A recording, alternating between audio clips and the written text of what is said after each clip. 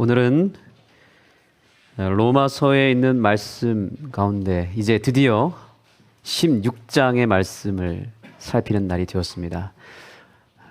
벌써 1년이 훌쩍 넘었습니다. 우리가 로마서를 매 안식일마다 차근차근 연구했던 때가 엊그제 같은데 벌써 1년이 지났고 로마서 16장까지 오게 되었습니다.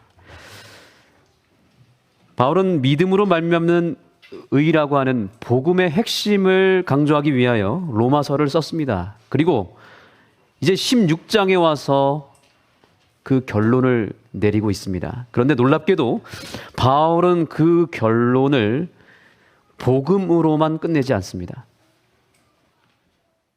복음이면 충분하고 말씀으로도 우리는 충분히 살아갈 수 있고 신앙생활 할 수 있습니다. 그것으로 결론 내려져야 될 것 같은데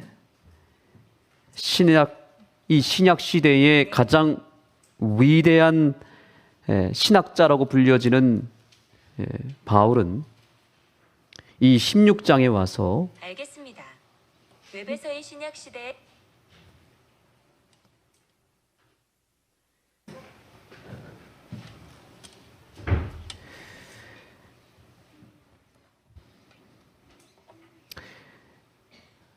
바울은 16장에 와서 의외의 답을 내립니다. 복음에만 관심을 갖는 것만 같았던 바울이 복음으로 끝내지 아니하고 그 전에 또 다른 신앙의 매우 중요한 요소를 설명하면서 결론을 짓고 있는 내용입니다. 바울의 신앙의 위대함은 복음에만 관심을 갖지 않았다는 데 있습니다. 바울은 사람에게도 관심을 가졌습니다. 복음을 사랑하는 만큼 바울은 사람도 사랑했습니다. 이것이 바울의 신앙의 위대한 노하우입니다. 말씀과 예언의 신에 몰두하는 만큼 사람에게도 몰두했던 것입니다. 예배에 집중하는 만큼 사람에게도 집중했던 이 바울의 신앙의 결론을 우리가 오늘 온전히 소유하게 되기를 간절히 소망합니다. 아랑성도 여러분, 복음에 관심이 있으시죠? 그만큼 사람에게도 관심을 갖고 계십니까? 요새 보니까 불교의 명상이 굉장히 유행처럼 번지고 있습니다.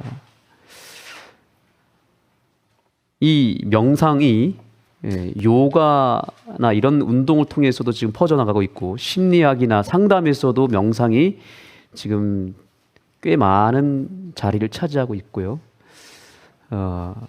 여러 종교, 철학, 또 교육 시스템에 지금 이 명상, 불교의 명상이 굉장히 인기를 얻고 있고 동양뿐만 아니라 이제는 서양에서도 훨씬 더 많은 사람들이 회사와 또 여러 조직사회에서 이 명상을 신봉하고 있습니다. 그런데 그 명상의 포커스를 자세히 들여다보면 결국에는 내 마음에 집중하고 있는 것입니다. 내 마음이 편안해야 되고 나의 어떤 고민과 상처를 해결하기 위해서 명상을 하는 것입니다. 내 마음의 평정심을 찾기 위해서 결국 내 마음의 소리를 듣고 내 마음에 있는 여러 집착과 고집을 다 내려놓고 생각을 내려놓고 명상을 통해서 평정심을 찾는 데 있는 것입니다. 결국에 끝에 가면 뭐냐면 내가 곧 신이다 이렇게 끝나버리더라고요. 내가 신이고 내 마음을 잘 추스리면 얼마든지 나는 무슨 일을 만나든지 어떤 문제를 만나든지 모든 것들을 이겨낼 수 있는 힘을 내 자신에게서 찾을 수 있다라고 가르치고 있고 그것이 불교의 명상의 핵심입니다. 만약 기독교의 묵상이 그저 내 마음의 평안을 찾고 내 신앙의 어떤 행복을 위해서만 묵상을 하게 된다면 불교의 명상과 무슨 차이가 있을까요? 단지 스타일이 다를 뿐이고 도구만 다를 뿐이죠. 기독교의 묵상은 이 성경이라고 하는 매개체를 통해서 묵상하는 것인데, 이 성경을 통해서 그저 내 마음의 평안과 기쁨과 어떤 만족을 위해서 성경을 묵상하고 예언의 신을 연구한다면 불교의 명상과 별 차이가 없게 되는 것입니다. 오늘 바울은 우리에게 아주 중요한 우리의 신앙에 반드시 있어야 되는, 뿌리 내려야 되는 요소를 설명하고 있는 것입니다. 왜 교회가 필요할까요? 여러분들이 추구하시는 교회는 어떤 모습인가요? 만약에 우리가 내 신앙을 위해서 신앙생활을 하고 그저 내 마음의 평안을 위해서 묵상한다 그러면 교회에 굳이 나올 필요가 있을까요? 집에서 오히려 성경을 보고 묵상하고 기도하고 예배드리는 것이 훨씬 더 편하고 그것이 더 많은 효과가 있을 것입니다. 그런데 왜 우리는 이러한 교회를 세우고 굳이 교회를 다녀야 될까요? 저는 그래서 오늘 말씀의 제목을 이런 교회가 되게 하소서라는 제목으로 잡아봤습니다. 바울은 16장에서 신앙의 진정한 본질과 행복을 우리에게 알려주고 있습니다. 그것은 뭐냐면 복음에 관심을 갖는 것처럼 사람에게도 관심을 가지라는 것입니다. 교회 생활이 더 행복하고 더 풍요롭고 더 만족을 느끼고 거기서 재미를 느끼려면 서로가 서로에게 관심을 가져야 된다라고 말하고 있는 것입니다. 이것이 신앙의 진수인 것입니다. 바로 이것을 오늘 바울이 저와 여러분에게 물려주기를 원하는 것입니다. 제발 사람에게 관심을 가져라. 자, 이제 그러면 본문으로 들어가 보겠습니다. 로마서 16장을 여러분 펼쳐 주시고요. 1장을 한번 1절을 보시겠습니다. 로마서 16장 1절입니다.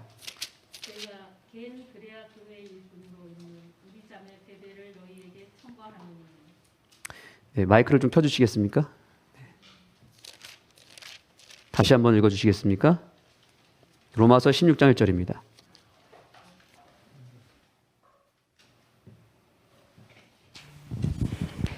내가 겐 그레아교회 일꾼으로 있는 우리 자매 베베를 너희에게 천거하노니. 네, 감사합니다. 여기 보니까 우리의 일꾼된 누구예요? 그리고 그 이름이 뭐라 그러죠? 베베라고 말합니다. 우리 자매 베베를 너희에게 청구하노니 하면서 베베라는 한 여집사님을 소개하고 있습니다. 저는 이 로마서 16장을 읽으면서 굉장히 의아했습니다. 왜냐하면 별로 중요하지도 않을 것 같은 사람들의 이름의 목록이 33명이나 기록이 되어 있다는 것입니다.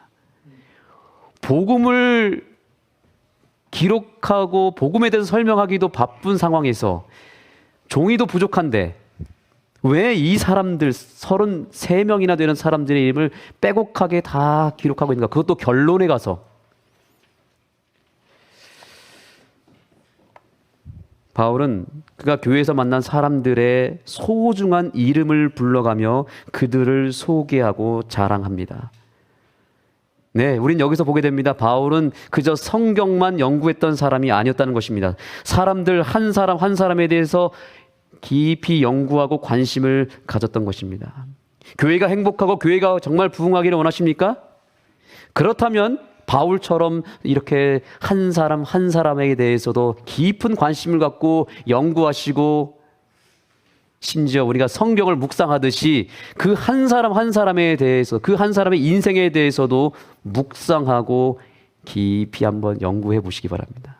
우린 사람에 대해서도 깊이 연구해야 된다.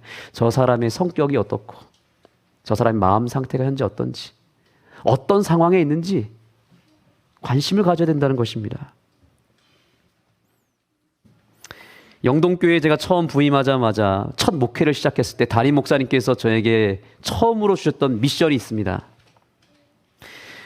교회 사업계획서를 딱 주시면 300명이나 되는 그 교인들의 이름을 다 외우라는 것입니다. 일주일 동안 그 사업 계획서를 들고 다니면서 사진을 보면서 이름을 외우고 그 가족들까지 다, 자녀들의 이름까지 다 외우느라고 고생했던 적이 있습니다. 왜 외우라고 그랬을까요? 왜 그랬을까요? 누군가 상대방이 나의 이름을 불러주면 기분이 좋습니까? 안 좋습니까? 기분이 굉장히 좋습니다.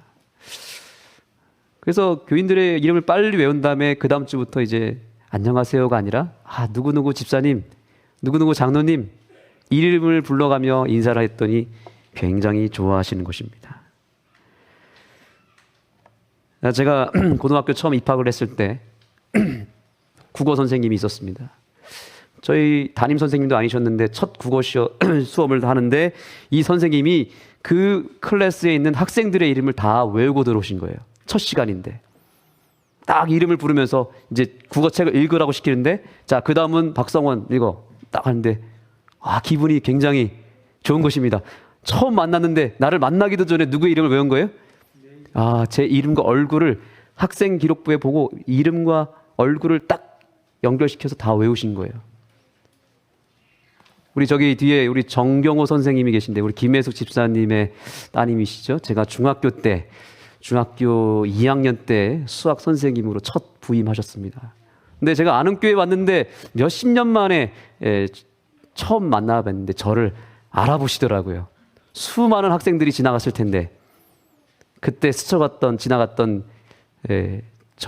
저의 얼굴을 기억하고 반가워하셨던 우리 정경호 선생님의 그 관심을 제가 받고 그때 상당히 기분이 좋았습니다.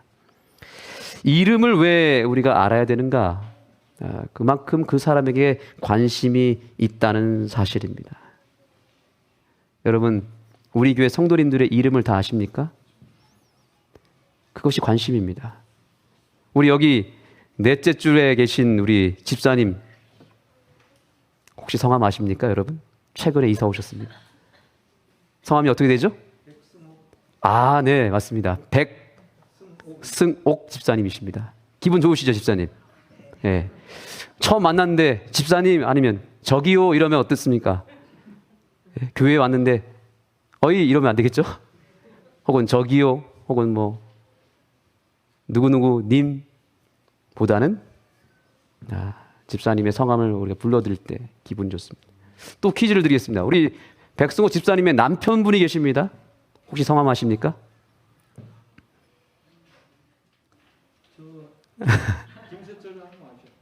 네, 김세철 사님 아신다고요. 혹시 여러분들 아시는 분? 네. 혹시 아십니까? 제가 이번 주에 그래서 성함을 여쭤봤습니다. 그리고 생일도 여쭤봤습니다. 우리가 이렇게 사람에게 관심을 갖고 그 이름을 불러드리는 것은 사소한 일인 것 같지만 굉장히 중요하다는 것을 바울이 우리에게 알려주고 있는 것이죠. 왜 바울이 33명이나 되는 교인들의 이름을 다 썼겠냐는 거예요. 우리 백승옥 집사님의 남편분은 석길현 선생님이십니다. 기억하시기 바랍니다. 석길현 선생님이십니다. 우리 석길현 선생님이 무엇을 좋아하는지 혹시 아십니까? 네. 한번 직접 이제 찾아가서 이제 가서 인사하시면 됩니다. 석길현 선생님 반갑습니다. 이사 오셔서 너무너무 좋습니다. 혹시 좋아하는 취미가 무엇입니까? 좋아하는 음식이 무엇입니까? 물어보시고 함께 이제 서로 섬기는 그런 우리의 관계가 되었으면 좋겠습니다. 우리 교회 학생들의 이름을 다 아십니까 혹시? 우리 학생들의 이름만 우리 성도님들이 잘 불러주셔도 학생들은 거기서 감동을 받고 학생들의 가족이 누구인지 거기까지 우리가 안다면 이 교회는 나를 정말 관심 가져주는구나 생각할 것입니다. 사랑하는 성도 여러분, 아는 교회가 정말 300명의 성도로 부흥하는 교회가 되기를 원하십니까? 그렇다면 아는 교회, 아는 지역에 300명의 이름은 적어도 알고 있어야 됩니다. 난 300명 정도는 알고 있다. 손 한번 들어보겠습니다. 한 100명쯤은 알고 있다. 괜찮으셔도 이때는 손 들어주셔도 좋습니다. 아, 네, 감사합니다. 100명 정도 알면 진짜 100명 교회가 될 것 같습니다. 이름도 모르는데 어떻게 300명을 우리가 섬기겠습니까? 그렇죠? 이름을 기억하고 있다는 것은 그 사람에게 50% 이상은 관심이 있다는 것이 증명되는 것입니다. 이름을 기억하시고 이왕이면 불러주시고 그 이름을 소중하게 여기는 주의 백성들이 되기를 간절히 소망합니다. 이것이 바울이 사람을 향한 관심을 갖는 방법이었습니다. 두 번째입니다. 자, 이름을 불렀다면 거기서 끝나면 될까요? 어떻게 될까요? 두 번째 노하우는 대접을 하라는 것입니다. 대접하다. 로마서 16장 1절 2절 계속 읽어보겠습니다. 너희가 주 안에서 성도들의 합당한 예절로 그를 영접하고 무엇이든지 그에게 소용되는 바를 도와주었으니 이는 그가 여러 사람과 나의 보호자가 되었음이니라. 네, 감사합니다. 그 베베라는 여집사님이 무엇이 되었다고요? 나의 보호자가 되었다는 것입니다. 바울이 당시 여집사님의 이름인 베베 집사님의 이름을 가장 먼저 16장에 거론하는 이유가 무엇일지 저는 생각해 봤습니다. 그 당시에 사회는 남성 우월주의였습니다. 죄송하지만 그 당시에 여성들은 별로 대접을 받지 못했습니다. 그런데 왜 바울은 여집사님, 베베 집사님의 이름을 먼저 거론했을까요? 알고 봤더니 이 베베 집사님은 실제로 바울이 로마서라는 편지를 썼을 때 그 편지를 받아서 로마까지 직접 가져다 줬던 사람이었다고 합니다. 그러니까 바울에게 있어서는 굉장히 그때 필요할 때마다 도움을 주었던 헌신하는 봉사자였던 것입니다. 뿐만 아닙니다. 베베는 바울을 비롯하여 여러 사람들의 보호자가 되어줬다고 말하고 있습니다. 아마도 분명히 열심히 선교하는 바울과 그 동료들을 위해서 음식을 대접하고 옷을 챙겨주고 필요한 심부름도 굳은 일도 다 도맡아 했던 그런 집사님이었을 것입니다. 비록 드러나지도 않고 뒤에서 섬기는 일만 했겠지만 바울은 가장 먼저 누구를 기억한 겁니까? 베베 집사님을 기억했던 것입니다. 교회 증언 6권 344페이지에도 베베 집사님의 이 삶의 행적을 기록했더라고요. 깜짝 놀랐습니다. 이렇게 기록되어 있습니다. 베베는 사도를 대접하였다. 대접을 했다는 것입니다. 그녀는 도움이 필요한 나그네들을 잘 대접하는 자였다. 그녀의 모본을 오늘날의 교회가 따라야 한다. 베베는 어떤 집사님이었어요? 잘 대접할 줄 알았던 여집사님이었습니다. 지나가는 나그네도 그냥 보내지 않았습니다. 들어와서 물 한 잔이라도 줬던 사람이에요. 우리 그리스도인들은 정말 찾아오는 사람들 그냥 돌려보내면 안 됩니다. 뭐라도 물 한 잔이라도 줘야 되고요. 그냥 돌려보내시면 절대 안 됩니다. 이웃을 초청해서 식사 대접하는 것을 우리는 끊임없이 해야 되는 것입니다. 우리 아는 교회 여집사님들이 정말 잘하는 것이 있습니다. 그것은 이웃들을, 성도들을, 심지어 저같이 부족한 이 종을 대접하는 일을 정말 잘하시는 것 같아요. 제가 늘 감동을 받고 거기서 제가 많이 배웠습니다. 밥도 많이 해주시고 또 사주시고 뭔가를 또 갖다 주시고, 이게 뭐예요? 이게 바로 관심인 것입니다. 이름을 불러주고 와서 밥 먹자고 하는 거, 이거 쉽습니까? 어렵습니까? 대답을 못 하시네요. 어려운 일이죠, 사실. 그러나 여러분들이 잘하시고 있는 그것을 앞으로도 계속해 나가게 되기를 간절히 소망합니다. 우리 아는 교회에 베베 같은 여집사님들이 계속해서 증가되기를 간절히 소망합니다. 로마서 16장 3절부터 좀 또 보겠습니다. 5절까지 읽어주시기 바라겠습니다.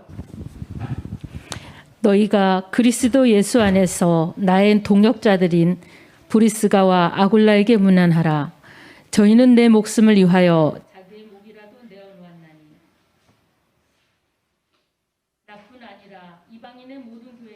너희에게 감사하느니라. 네, 네, 계속 읽어주시죠. 또, 저희 교회에게도 문안하라. 네, 감사합니다. 이번에는 누구를 언급하고 있습니까? 브리스길라와 아굴라를 바울이 칭찬하고 있습니다. 그런데 여기서도 보니까 남편의 이름을 먼저 얘기하지 않고 그 아내인 브리스가를 먼저 기록하고 있다는 사실에 주목할 필요가 있습니다. 왜 이렇게 기록했을까요? 분명히 그 당시의 사회적 상황 속에서는 남편의 이름을 먼저 써야 되거든요. 다른 성경설에는 아굴라를 먼저 씁니다. 근데 왜 여기서는 브리스가를 먼저 썼을까요? 그 이유가 있습니다. 이 브리스가와 아굴라는 바울이 가는 곳마다 이사를 다니면서 쫓아다니면서 필요할 때 그들의 집을 오픈했다고 합니다. 그래서 바울과 동역자들이 구도자들을 데려올 때마다 항상 누구에게 집에 갔을까요? 브리스가와 아굴라의 집에 찾아갔다는 것입니다. 그러면 찾아갔을 때 뭘 해줬을까요? 역시 밥도 먹이고 재워주고 씻겨주고 하는 일을 그 집에서 해줬다는 것입니다. 그러면 아굴라가 힘들까요? 브리스가가 힘들까요? 여러분들이 좀 대답해 보시기 바랍니다. 네? 브리스가가 힘들겠죠? 예.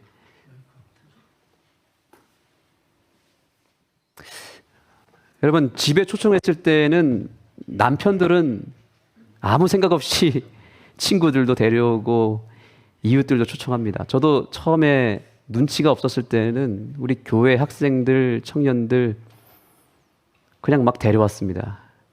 누구와 상의를 해야 되죠?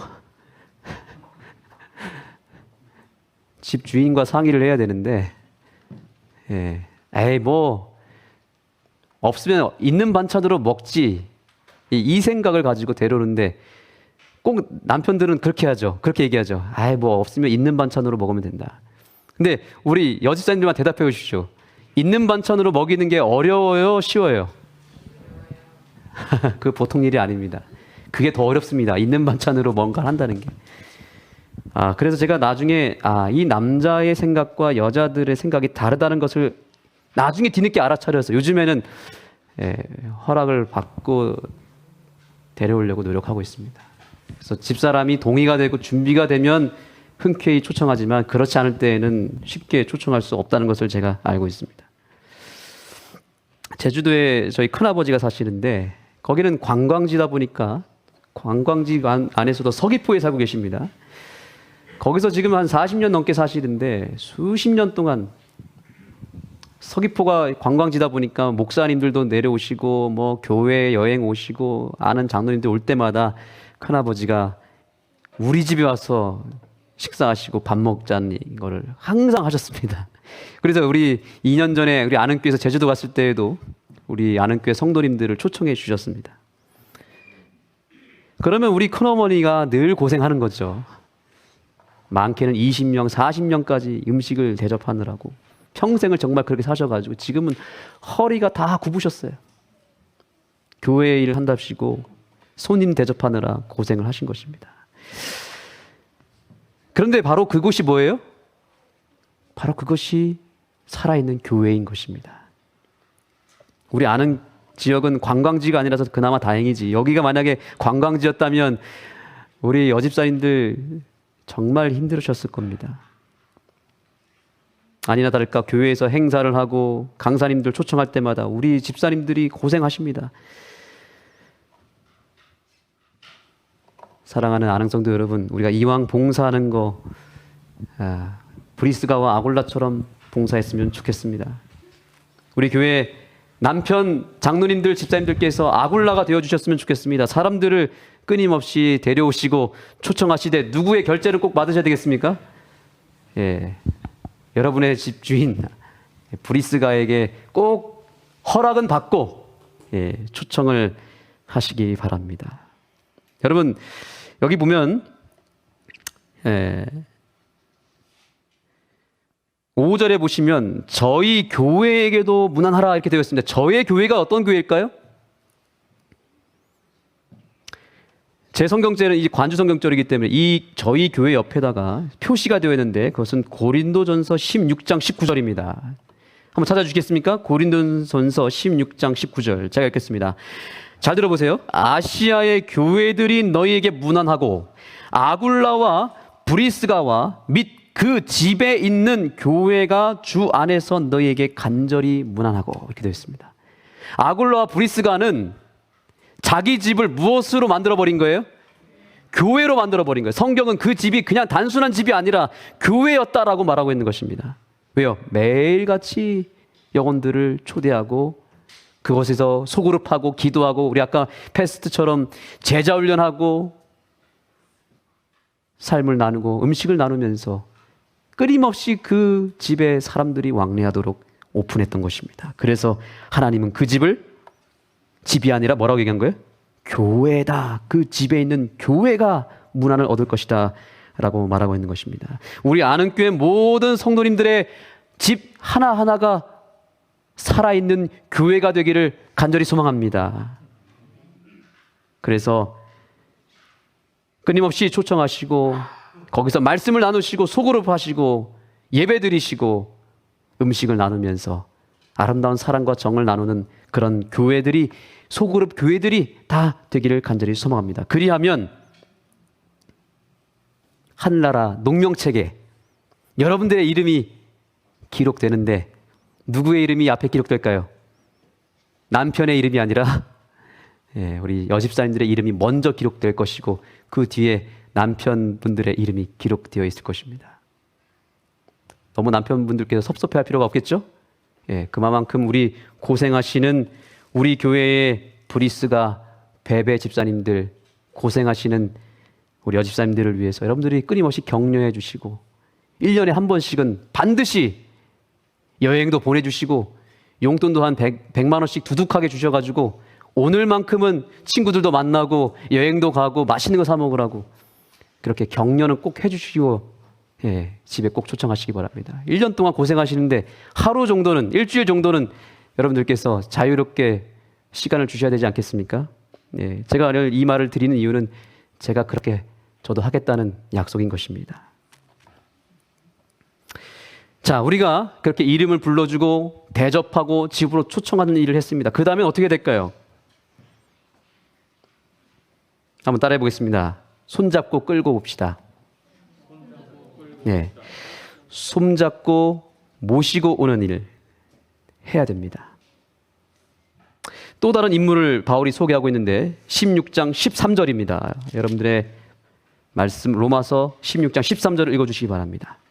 주 안에서 택하심을 입은 루포와 그 어머니에게 문안하라. 그 어머니는 곧 내 어머니라. 네, 감사합니다. 주 안에서 택하심을 입은 누구요? 루포라고 말하고 있습니다. 혹시 여러분 루포 하면 떠오르는 사람이 있습니까? 아, 네, 감사합니다. 루포는 누구냐면 구레네 시몬의 아들입니다. 마가복음 15장 21절입니다. 마침 알렉산더와 루포의 아비인 구레네 사람 시몬이 시골로서 와서 지나가는데 저희가 그를 억지로 같이 가게 하여 예수의 십자가를 지우고. 루포, 여기서 말하는 루포는 바로 오래전에 자기가 어렸을 때 아버지를 쫓아가서 예수님의 십자가를 억지로 짊어졌던 그 사건의 현장 속에 있었던 조그마한 아이였던 루포를 말하는 것입니다.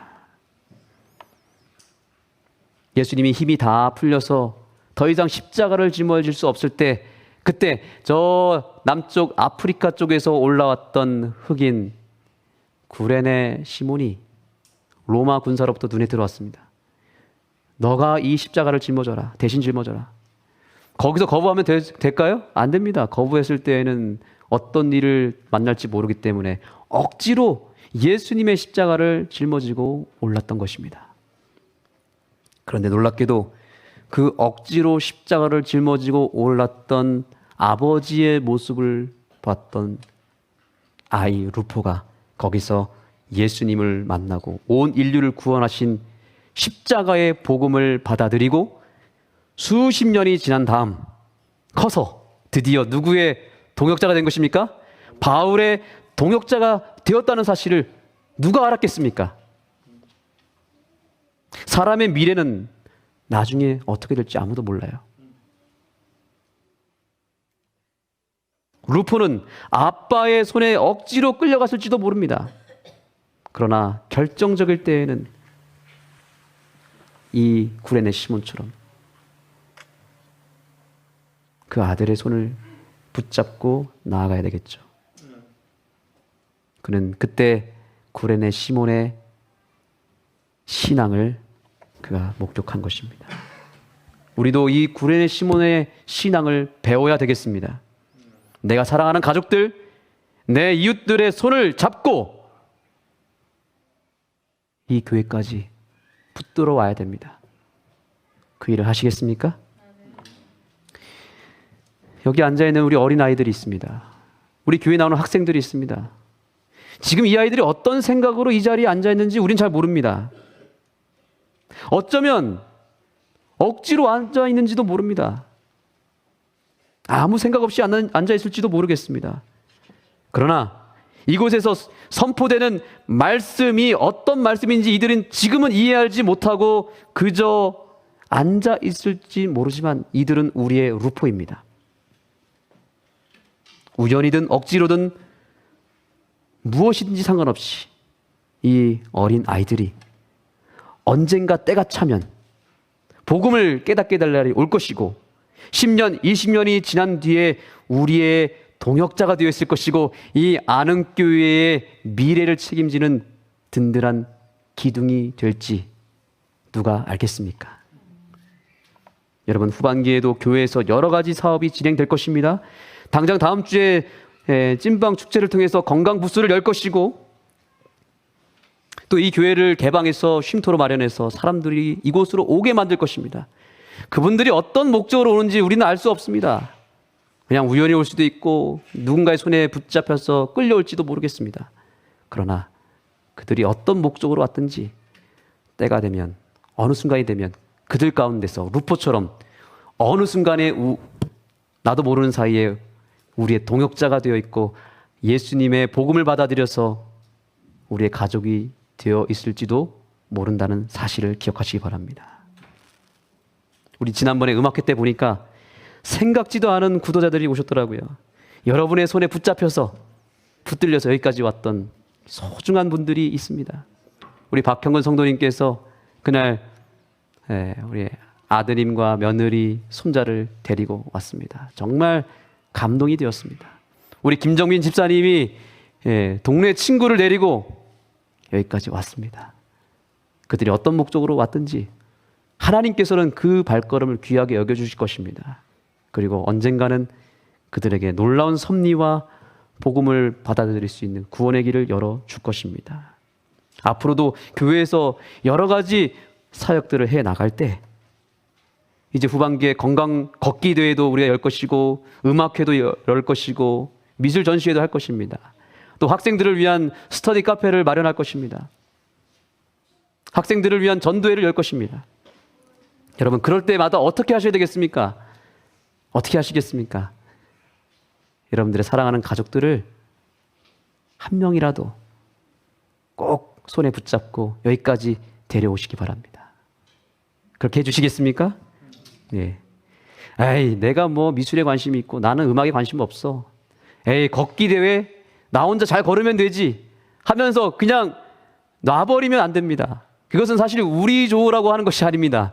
사실은 우리 주변의 사람들 가운데 뭐 하나라도 우리가 베풀고 있는 이 사역에 관심이 있는 사람들이 그런 루트를 통해서 교회에 오게 되고 그 섭리가 되어서 그들이 예수님 만날 수 있는 길을 열어보자고 하는 것이지 우리의 만족만을 위해서 하는 것은 절대 아니라는 사실입니다. 네, 바울의 신앙에 또 하나의 노하우가 있습니다. 그것은 동역을 해야 된다는 사실입니다. 자, 여러분 다시 본문의 1절을 보시겠습니다. 내가 갱그리아 교회의 일꾼으로 있는 이라고 표현하고 있습니다. 일꾼으로 있는 베베. 그리고 21절 보겠습니다. 읽어보시겠습니다. 시작. 나의 동력자 디모데와 나의 친척 누기오와 야손과 소시바더가 너희에게. 네, 감사합니다. 나의 누구요? 동역자라고 말하고 있습니다. 여러분, 바울은 동역자 마인드가 있었습니다. 절대로 혼자 일하지 않았습니다. 그는 끊임없이 일거리를 사람들에게 나눠주었고 같이 일하는 동역자로 삼았습니다. 22절에 보시면 이 편지를 대서하는 나 더디오도 주 안에서 너희에게 문안하노라. 놀라운 반절입니다. 이 로마서를 바울이 쓴 게 아니라 누가 썼대요? 나 더디오가 쓴 것입니다. 바울이 쓴 게 아니었어요. 바울이 말하면 누가 받아 쓴 겁니까? 더디오라고 하는 잘 알려지지 않은 한 젊은 청년이 쓴 것입니다. 바울은 작은 일마저도 자기가 쓸 수도 있었겠죠. 그런데 일감을 나눠줬습니다. 그래서 동역자를 끊임없이 만들었던 것입니다. 이 더디오의 작은 헌신이 없었다면 오늘날 로마서는 없었을 것입니다. 리브 앤 헤랄드에 이런 글이 기록되었습니다. 교회의 참 특성은 특별한 신앙 고백이나 교회 농명책에 적혀 있는 신자들의 수요로서 평가되는 것이 아니라 백절불굴의 신실한 일꾼들의 수효와 교회가 실제로 주님을 위해서 어떤 일을 하느냐에 의해서 평가된다라고 기록되어 있습니다. 교회는 어떤 출생생이 몇 명이고 등록생이 몇 명이고 침례자가 몇 명인지로 평가되어서는 안 된다는 것이죠. 건강한 교회, 정말 행복한 교회는 어떤 교회예요? 그 교회의 일꾼이 몇 명이냐라는 것을 따져야 된다는 사실입니다. 예수님께서 3년 반 동안 제자들을 양육했을 때 제자 훈련이라고 해서 어떤 공부를 열심히 가르치시거나 그렇게 바로 하지 않았습니다. 바로 12 제자들을 현장으로 끌고 갔습니다. 바로 일을 시켰습니다. 그들이 많이 몰랐고 배운 것은 없었지만 예수님께서는 일거리를 허락해 줬다는 사실입니다. 여러분, 오늘날 우리의 신앙이 뭔가 재미가 없고 뭔가 지루함이 느껴지고 뭔가 신앙에 열정이 생기지 않고 동기부여가 생기지 않는 이유가 있습니다. 왜 그럴까요? 왜 그렇겠습니까? 우리가 동역을 하지 못해서 그렇습니다. 사랑하는 안흥성도 여러분, 반드시 이 교회에서 개개인별로 내가 해야 될 일거리를 반드시 찾게 되기를 소망합니다. 이 일거리를 찾지 못하면 교회 생활 오래 못하게 되어 있습니다. 반드시 일거리를 찾으셔야 됩니다. 그것이 건강한 신앙입니다. 예배만 드리고 그냥 왕래하기만 하면요, 그게 처음에는 편할지 모르겠지만 시간이 지나면 지날수록 점점 더 신앙이 힘들어지게 되어 있습니다. 반드시 일거리를 찾으셔야 됩니다.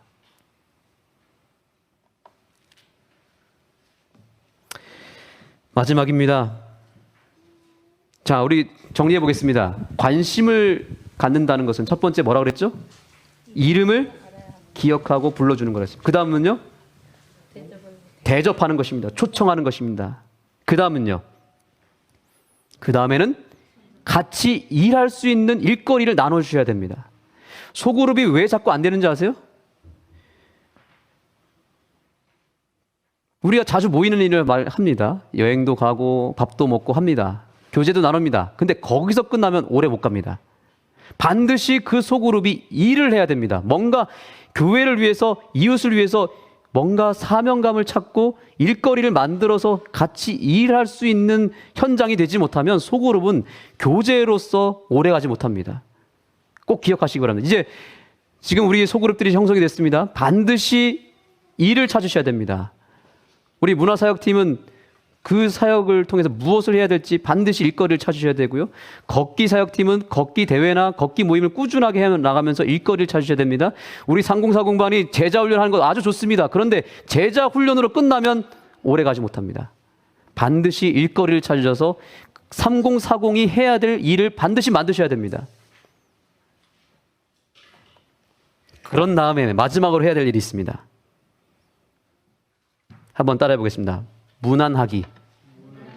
문안을 하셔야 됩니다. 여기 16장에서 가장 많이 기록되어 있는 단어가 있습니다. 그건 뭡니까? 문안하는 것입니다. 누구누구 이름을 부르나 그냥 뭐 하는 거예요? 문안하노라. 문안하라. 문안하노라. 문안이 뭐예요? 찾아보니까 칭송하다라는 뜻입니다. 몸과 마음을 다하여 칭송하고 존경을 표한다라는 뜻이 문안인 것입니다. 한 집사님이 저에게 진지하게 이렇게 얘기했습니다. 목사님, 제발 부탁인데 점심시간 때, 제가 그때 전도사였습니다. 목사님이 아니죠. 전도사님이라도 새로 오신 분들이나 구도자들이나 믿지 않는 남편들에게 다가가서 제발 말 좀 걸어주십시오. 제발 앞에 그분을 데리고 가서 옆에서 밥만 좀 먹어주십시오. 그렇게 호소했던 집사님의 그 음성을 제가 기억하고 있습니다. 아주 오래전에 그 교회 한 사모님은 점심시간이 되면 본인은 식사를 전혀 하지 아니하고 손님들을 다 일일이 찾아다니면서 새신자들의 손을 잡아주면서 달라붙어서 대화를 나누고 그들의 목소리를 경청하고 같이 그들을 챙기는 일을 했다는 거예요. 그런데 전도사님, 지금 그런 역할을 하는 사람이 아무도 없습니다 라고 말하면서 저에게 그 부탁을 했던 기억이 있습니다. 또 어떤 집사님은 저에게 아주 한맺힌 토로를 저에게 했습니다. 그 집사님이 믿지 않는 남편을 가끔씩 겨우겨우 구레네 시몬처럼 붙들어서 겨우 데려왔는데 밥 먹을 때가 딱 되면 다 자기들끼리 밥 먹으러 갔다는 거예요. 남집사들은 남집사들끼리 모이고 소그룹끼리 모이고 장로님들은 장로님들끼리 모이고 목사님들은 또 온데간데 없고, 그래서 아무도 자기 남편에게 밥 먹자는 사람도 한 사람도 없었다는 거예요. 다 자기들끼리 밥 먹으라고 없다는 거예요. 저한테 얘기하는 거예요. 전도사님, 목사님이 제발, 전도사님이 제발 좀 목회실에다가 좀 얘기해 주시고 장로님들한테 좀 얘기해 주시면 안 됩니까? 눈물을 막 머금으면서 얘기하는 거예요. 우리 남편을 내가 어떻게 데려왔는데 아무도 밥 먹자고 하는 사람이 없는 거냐.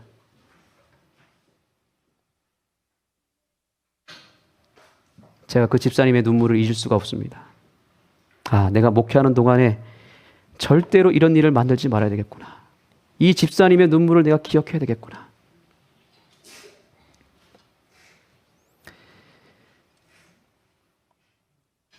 여러분, 예수님은 우리의 이름을 아실까요? 모르실까요?